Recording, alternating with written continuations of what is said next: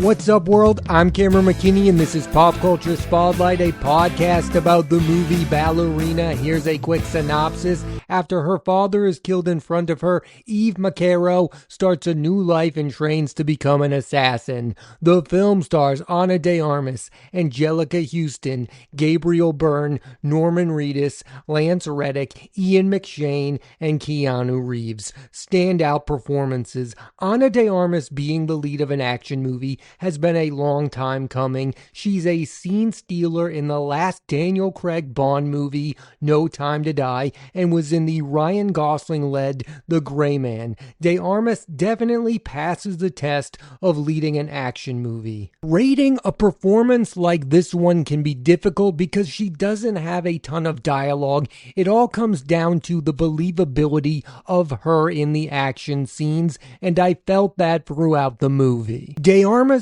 last big movie before Ballerina was Blonde, which got her an Oscar nomination despite being polarizing. This, in a way, is the first test of her being a lead. In general, she's been a part of really good movies, doing excellent work. But for many audience members, this will be the first film they see her be the lead of. This was her movie star test, and for me, she passed with flying colors. In Ballerina, De Armas plays Eve, who is just starting her life as an assassin when the past comes back to haunt her. De Armas is in a great spot in this movie because she's playing an assassin who is driven by high emotional stakes. Ultimately, she picked the right action franchise to be a part of because after she did No Time to Die, people were waiting for her to lead her own action movie, and joining the John Wick franchise meant that she was going to be a part of some of the best action sequences. Ana de Armas will next star in the movie Eden with Jude Law, Vanessa Kirby, and Sydney Sweeney,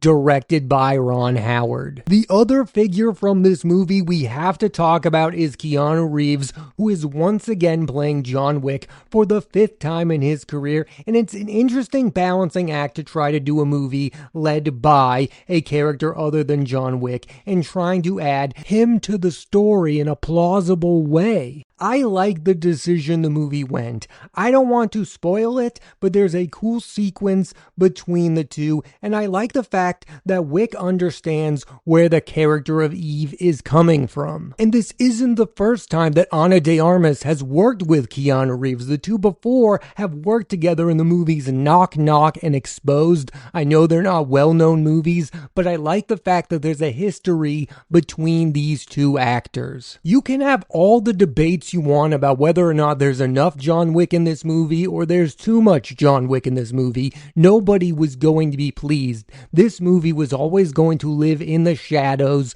of this beloved character. That is what you get when you make a movie within this franchise. I love Keanu Reeves playing John Wick, but I do want him to do other things again, and it does seem like he's about to. On the docket, he's got the movies Good Fortune with Aziz Ansari, Seth Rogen, and Keke Palmer, Outcome with Cameron Diaz and Jonah Hill, and The Entertainment Is On with Kirsten Dunst. He will always and forever best be known for his work in action movies, Speed, the Matrix films, and John Wick, but he is a versatile actor who doesn't get enough credit for his movies that are not in the action genre. Two of my favorites of Keanu Reeves is Parenthood and My Own Private Idaho. So it was recently announced that he's going to be reuniting with Sandra Bullock on a new movie. I desperately want there to be a third Speed movie. I want to see that reunion in any movie, but really I want it to be for a third Speed movie. Let's get into the movie Ballerina. One of the reasons Ballerina works and all of the Wick's movies work is because they are character driven. The arcs these characters go on are simple in nature. They are easy to understand. Yes, there's a lot of lore in these movies, but they are easy to follow. You, the audience, understand what the characters are going through, thus you feel empathy for them and begin to care about the characters. Also, with these movies, there's just a super sincere tone, like they're not winking at you like the Deadpool movies. They do not have that feeling that most Marvel movies have. They take themselves seriously. I mean, look at what these movies movies are doing. They are making you like these characters even though they are assassins. That is not an easy thing to pull off. The other thing about this movie and all of the films in the franchise is they are great looking films. I still believe John Wick Chapter 4 should have been nominated for an Oscar for its cinematography. The look of these movies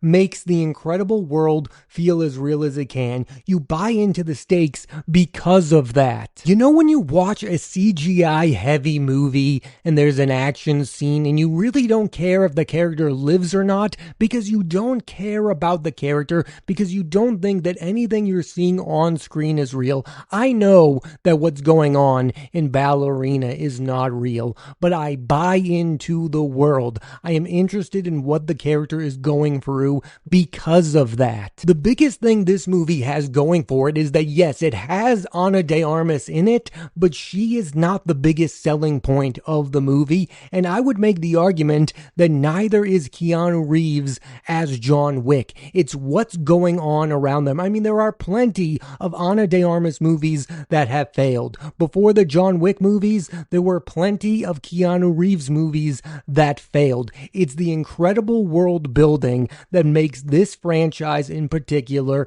stand out. It's the attention to detail and the wonderful filmmaking throughout the film. And then, of course, you have the incredible action scenes. There's one sequence with a flamethrower in Ballerina, which was simply put awesome. These movies stand out because of the noteworthy action. We've all been there over the last decade watching a CGI-riddled movie with a final battle that you couldn't care less about the outcome. And I have never felt that way a single moment in any of these John Wick movies. I also found the theme of the movie to be interesting, which is this idea about choices and was the character of Eve destined to the same fate no matter what happened in her life. And I genuinely feel like this movie is interested in the character. Again, I keep talking about other action movies, but sometimes when you're watching them, you feel like they don't care about this lead character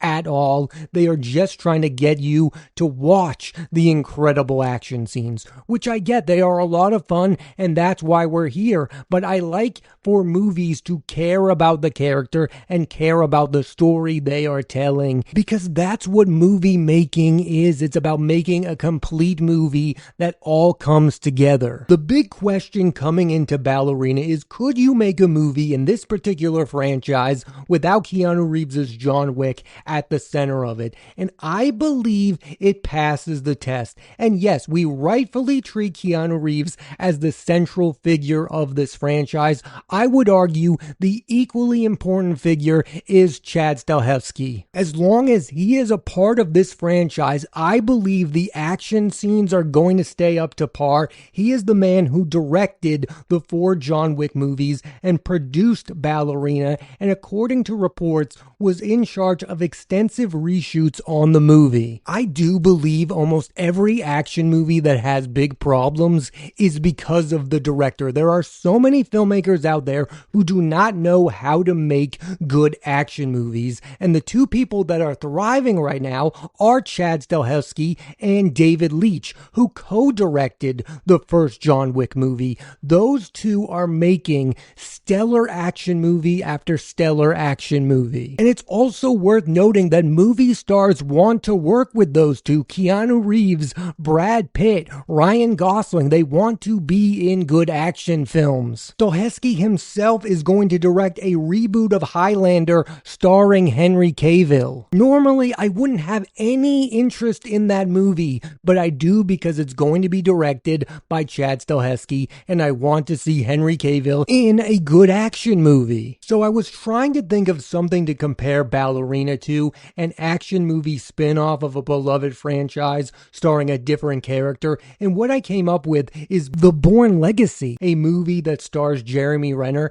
and comes after the 3 Jason Bourne movies starring Matt Damon. That movie was trying to do what Ballerina is attempting to, build a future without its original star. The Bourne Legacy did not get there. It's a movie I like and think is interesting, but it's not popular, and after that they went back to the well and brought back Damon. It appears as though Keanu Keanu Reeves will star in a fifth John Wick movie, the outcome for the Bourne Legacy was not very good. It didn't work out. Jeremy Renner did not become the lead of that franchise. I don't yet know what the fate of Ana de Armas as this character is going to be. If this movie is popular, she will get a chance to be a part of a sequel, but even if that does happen, it's hard to believe she will ever be the face of the franchise the same way that Keanu Reeves has. And part of that has to do with the fact that this movie is being judged against the previous 4 John Wick movies, which in my opinion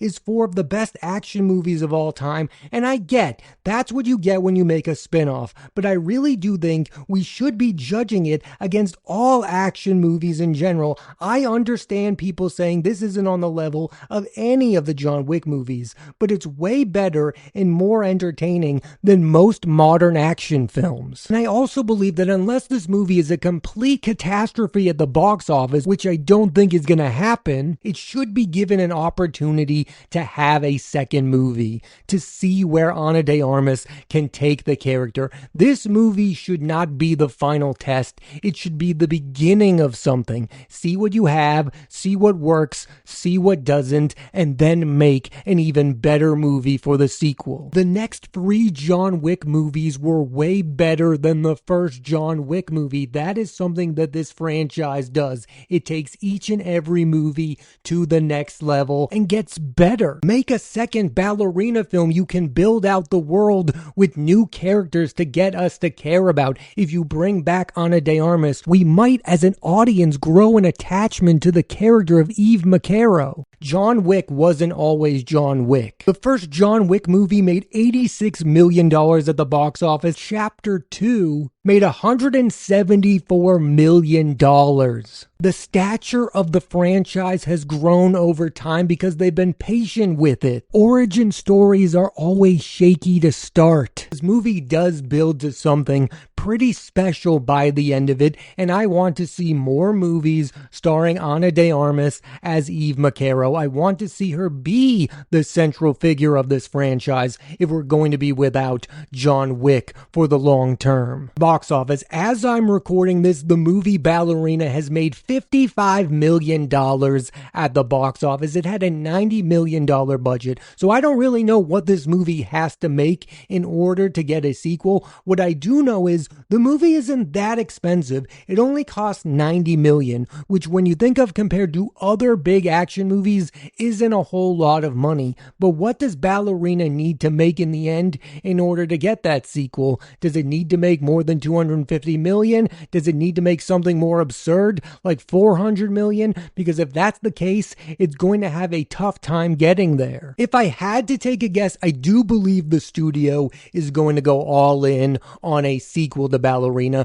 because I do believe they are desperate for the franchise to live on after Keanu Reeves is done playing John Wick. They want this to be their premier action franchise, and I do believe it should be their premier action franchise. There's real room to grow within the John Wick universe, even though the movies are near perfect. If the movie didn't look good and the action wasn't great, I would be on board with this being the end of it all. But because it was able to hold the very high standards I have for the John Wick movies, I want the franchise to keep going. The concern is the movie is going to be judged up against the success of John Wick Chapter 4, which made $447 million at the box office. I don't see Ballerina coming near that number. I don't know how most people feel about their action movies, but I really love action movies that are simple. And this movie is simple. It's just a pure revenge story,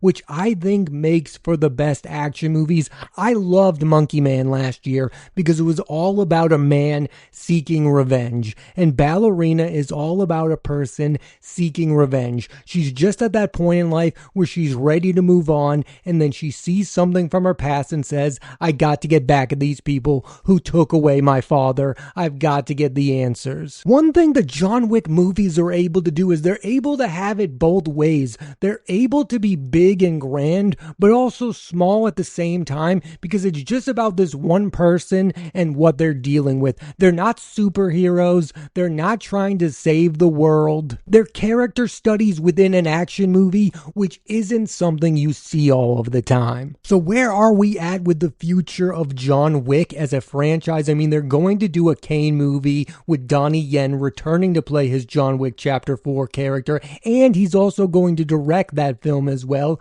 I believe we're going to get John Wick Chapter 5 directed by Stahelski. I mean, what they are seeking is to turn this into a franchise that's going to become a mainstay. I mean, they did a television show led by Mel Gibson, of all people. It was titled The Continental, which nobody watched. They're trying to discover the answer we're all trying to find. Is this a franchise that's all just about how much we love Keanu Reeves? I don't know the answer, and they won't know the answer until he's no longer a part of the franchise, because there will be people who go and see the movie Ballerina all because Keanu Reeves is in it playing John Wick. That will be one of the reasons they see the movie. They see his name and they go, oh, John Wick's in this? I gotta see this immediately. And it's not going to be an easy task to get Eve McCarroll to become as beloved as John Wick is. Ana de Armas is at a different point in her career than what Keanu Reeves was when he first played John Wick. I mean, this was a returning action mainstay.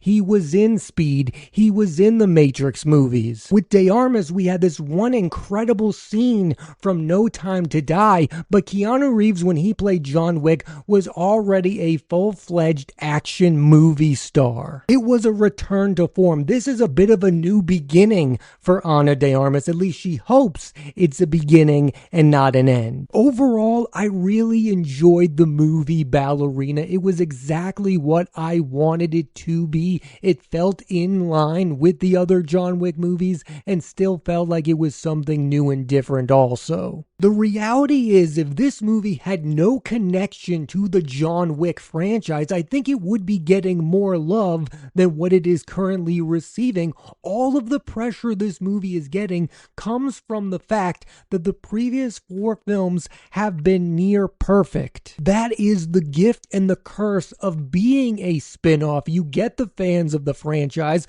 to come and see your movie, but the curse is you have to live up to those sky-high expectations. Fair or not? In the end, what I don't know is, did the studio expect this to be a massive hit? If so, there's probably not going to be a sequel. But if they look at this movie and they go, wow, this is pretty decent, we see the potential, we still see the world building, then I think they're going to look at it and go, yes, this is worthy of a sequel. It just all depends on how they felt about it going into the movie. Again, this movie reportedly had extensive reshoots, so there was something that they needed to work on. Maybe they think that they figured it out and they'll move forward with the franchise, or they'll say this wasn't the way to go. We're just going to go all in on sending out John Wick a couple more times, and we'll give a salute to Keanu Reeves, and then we'll be done with it. I personally hope that's not the case. I want them to continue to make movies, and I want them to continue to make movies directed by Chad Stahelski, and I'd also like them to bring back David Leitch. Like, David Leitch should definitely be in contention to direct a sequel to Ballerina. I mean, he was co-director of the first John Wick movie. He's gone on to have enormous success afterwards. Bring him back into the fold, and then you would have the best 2 action filmmakers right now working within the same franchise. That's the edge that the John Wick movies have over the other action franchises is the stellar action. If they continue that, they will continue to be better than the rest. I do think what's interesting about the John Wick success story is that it came out of nowhere, and now the studio is trying to treat it like any other franchise. So this is what we do when we have a movie that's a huge success. But they didn't in the first place predict that this was going to be a huge success. And now they want to do anything and everything to keep that success going as long as they can. It's fascinating to watch play out in real time. I just hope whatever direction they take the John Wick franchise in, that it's the right one. We all want the last movie that Keanu Reeves plays this character in to be a masterpiece. I mean, that's what we want because he really does deserve the perfect send-off. Thanks for listening to this edition of Pop Culture Spotlight. I'm Cameron McKinney, and there'll be a new episode of the podcast every Thursday on Apple Podcasts and Spotify. I highly recommend you check out the movie Ballerina. Next week on the podcast, I'm talking about the movie On Swift Horses, starring Daisy Edgar-Jones, Jacob Elordi, Will Poulter, Sasha Calle, and Diego Calva. So tune into that and please rate, review, and subscribe.